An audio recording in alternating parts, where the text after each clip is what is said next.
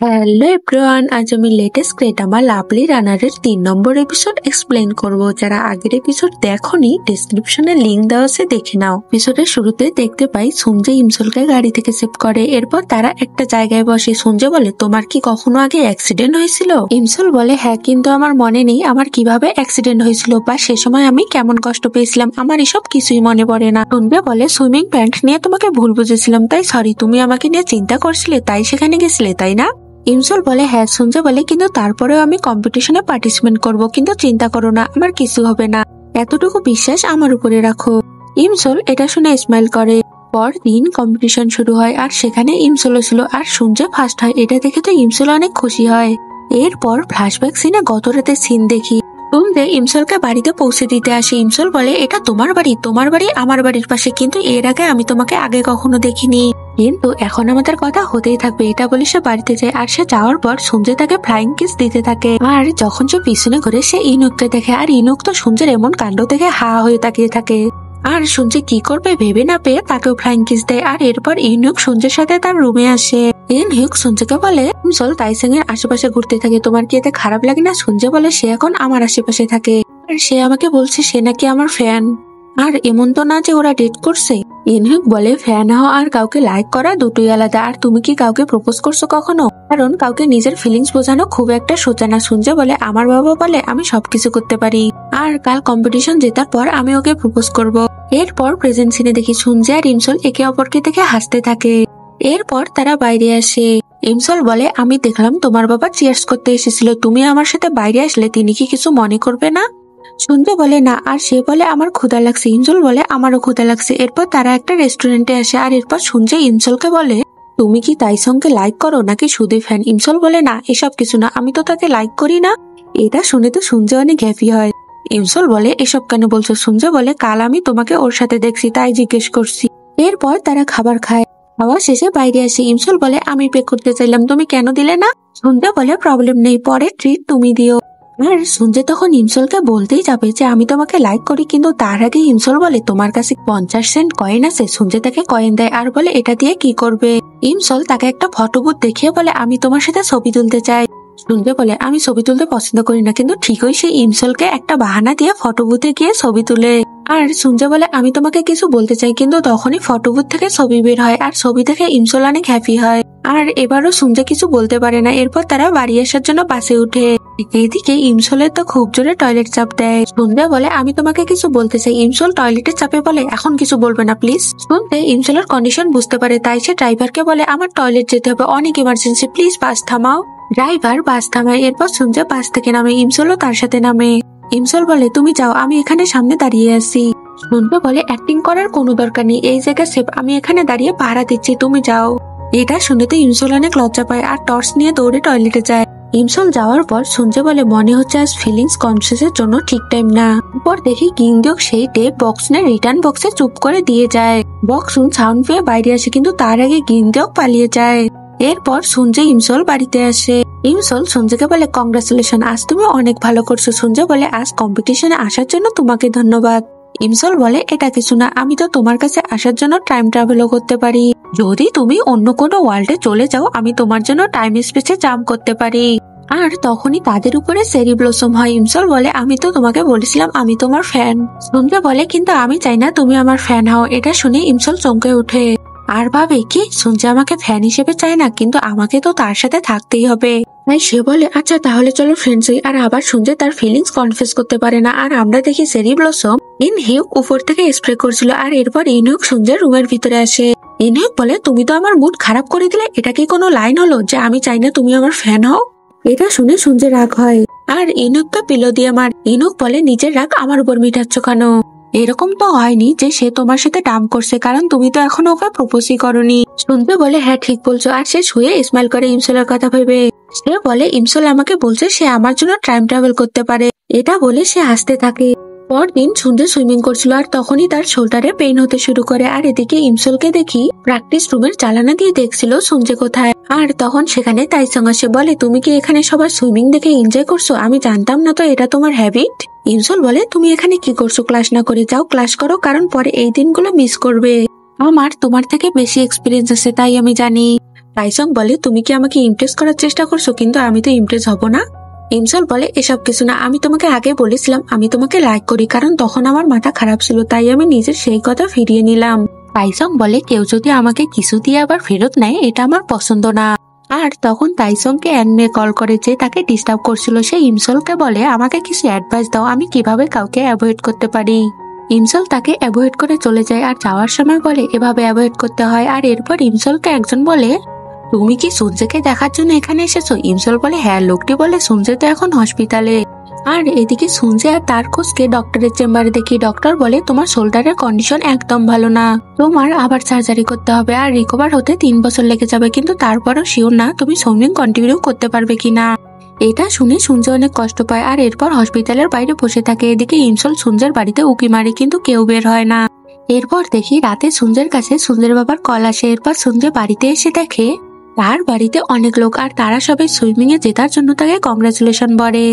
এরপর গিন্দক তাকে বলে সামার ব্রেকে তুমি অ্যাপ্রোচ যাবে। সূর্য বলে কেন? গিন্দক বলে তুমি মাইকেল কোচকে তো চিনো, আমি তার কাছে প্র্যাকটিস সেশন বুক করছি সুইমিং এর জন্য। সূর্য বলে ক্যান্সেল করে দাও, আমি কোথাও যাবো না। গিন্দক বলে তুমি এসব বলছো কেন? টাকার চিন্তা করো না, আমি তো তোমার জন্যই টাকা আর্ন করি আর আমি অলরেডি পে করে দিয়েছি। এটা শুনে সূর্যের রাগ হয় আর জোরে বলে তুমি আমাকে জিজ্ঞেস না করে এটা করলে কেন? আমি সুইমিং ছেড়ে দিব। এটা বলে সে বাইরে আসে আর গিন্দকও তার পিছনে আসে। আর সে সময় সেখানে ইমসল আসে আর সে তাদের কথা শুনতে থাকে। গিন্দক বলে তোমার মাথা কি ঠিক আছে? তুমি এসব মজা করছো কেন? সূর্য বলে আমি মজা করছি না, আমি সত্যি সুইমিং ছাড়তে চাই।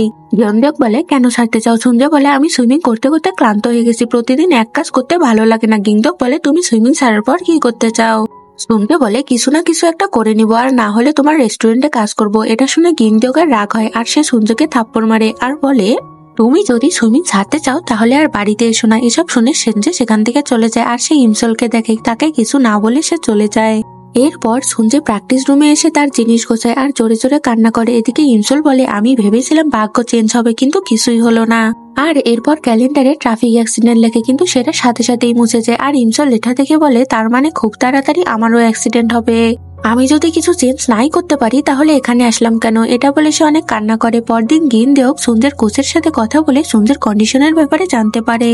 এরপর দেখি ইমসল স্কুলে আসে আর সে ইনহুককে দেখে। ইনহুক বলে তুমি তো ওই আমরেলা গার্ল তাই না? ইমসল ভাবে ফিউচারে সঞ্জুকে ইনহুক মারছে, এজন্য সঞ্জয় ডিপ্রেশনে পড়ছে। ইনহুক বলে তুমি আমাকে এভাবে রেখে দেখছো কেন?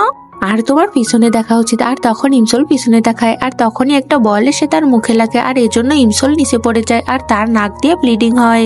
আর ইমসলের মনে পড়ে এর আগেও তার সাথে এমন হয়েছিল আর সেদিন তাদের বাড়িতে আগুন লেগেছিল আর তার মায়ের হাত পড়ে গেছিল। এটা ভেবে সে উঠে দৌড়ে যায় আর বলে যে কোনো ভাবে আগুন থামাতে হবে। এদিকে ইমসলের ভাই ইনকিউমকে দেখে সে কিছু রান্না করছিল আর তখন তাকে বকসুন কল করে ওয়াশরুম ক্লিন করতে বলে। ইমসল তাকে কল করে কিন্তু ইমকিউম কল রিসিভ করে না। আর সেই সময় ইমসল তাইসংকে দেখে। তাইসং বলে তোমার কি কিছু হয়েছে? ইমসল বলে আমার বাসায় আগুন লাগবে। তাইসং বলে তাহলে তোমার 911-এ কল করা উচিত। ইমসল বলে এখনো লাগেনি, তবে লাগতে পারে, তাই আমাকে হেল্প করো প্লিজ। এটা শুনে তাইসং ইমসলকে তার বাইকে ওঠায় বাড়িতে নিয়ে আসার জন্য। এদিকে হিউনজো ইমসলকে খুঁজতে তার বাসায় আসে আর সে সময় ইনকিউম ক্লিন করে বের হয়। হিউনজো বলে তোমার গা দিয়ে গন্ধ বের হচ্ছে। আর এটা শুনে ইনকিউম অনেক রিয়াক্ট করে আর তাদের ঝগড়া লেগে যায়। আর এদিকে চুলার আগুনে বাসায় আগুন লাগছে, তারা খেয়ালই করে না। আর এরপর অনেক ধোয়া হলে ইনজো বলে মনে হচ্ছে কিছু পোড়া যাচ্ছে আর সে ইমগিয়মের গায়ে স্মল দিতে যায় আর ইমগিয়মের গায়ের গন্ধতে সে সেন্সলেস হয়ে যায়। আর ইমগিয়ম দেখে করে আগুন লেগেছে আর সে সময় তাইসং ইমসল পাশে আসে আর আগুন নেভানোর চেষ্টা করে। আর ইমগিয়ম হিউনজোকে নিয়ে বাইরে যায় আর রুফটপে নিয়ে আসে আর হিউনজোকে ওঠানোর চেষ্টা করে। হিউনজোর সেন্স ফিরে আর সে ইমকিউমকে পাঞ্চ মারে আর ইমকিউমের দাঁত ভেঙে যায়। এদিকে ইমসল আগুন নেভাতে পারে আর সে সময় বকসুন আসে। বকসুন বলে এখানে কি আগুন লেগেছিল? আর ইমসল দেখে তার মায়ের হাত একদম ঠিক আছে আর সেভাবে ফাইনালি ভাগ্য চেঞ্জ করতে পারলাম। এরপর তাইসং যাওয়ার সময় ইমসল তাইসংকে বলে তোমাকে অনেক ধন্যবাদ, আমি এর জন্য তোমাকে ট্রিট দিতে চাই। তাইসং বলে আমার মনে হচ্ছে তুমি আমার সাথে ডেটে যেতে চাও, এজন্য এমন বলছো। ইমসল বলে এসব কিছু না। এরপর তাইসং চলে যায়। এরপর গিনজককে দেখে সঞ্জের সাথে মিট করে। গিনজক বলে তুমি এত বড় কথা কিভাবে লুকাতে পারলে? তুমি আমার থেকে লম্বা, তাই মনে করো না তুমি আমার থেকে বড় হয়ে গেছো। আমি তোমার বাবা, আমাকে সবকিছু বলা উচিত। আমি যদি এসব কিছু জানতাম তাহলে তোমাকে কিছু বলতাম না আর আমি তোমাকে মারতামও না। আর আমি কালকেই তোমার সার্জারি করব। পরের দিন ডক্টর সঞ্জয় সার্জারি করে আর ডক্টর বলে আমার মনে হয় না তোমার শোল্ডার পুরোপুরি ঠিক হবে। আর এসব কথা ইমসল বাইরে দাঁড়িয়ে শুনে আর এসব শুনে সে সেখানে বসে জোরে জোরে কান্না করে। আর এরপর সঞ্জয় বাইরে এসে দেখে ইমসলকে কাঁদতে। সে বলে এ তো আমার থেকেও বেশি কষ্ট পাচ্ছে। এরপর সঞ্জয় ডিসচার্জ হওয়ার পর ইমসল তার জন্য চিকেন নিয়ে এসে গিন্ডুককে দেয়। গিন্ডুক বলে তুমি তো সে না যে সঞ্জয়ের অনেক বড় ফ্যান। এরপর গিন্ডুক ইমসলকে একটা সিরাপ দেয় আর বলে এটা অনেক ভালো সিরাপ, এটা ড্রিঙ্ক করার পর তোমার অনেক ভালো লাগবে। এরপর ইমসল বাসায় এসে সিরাপ ড্রিঙ্ক করে আর পুরো বোতল খালি করে দেয়।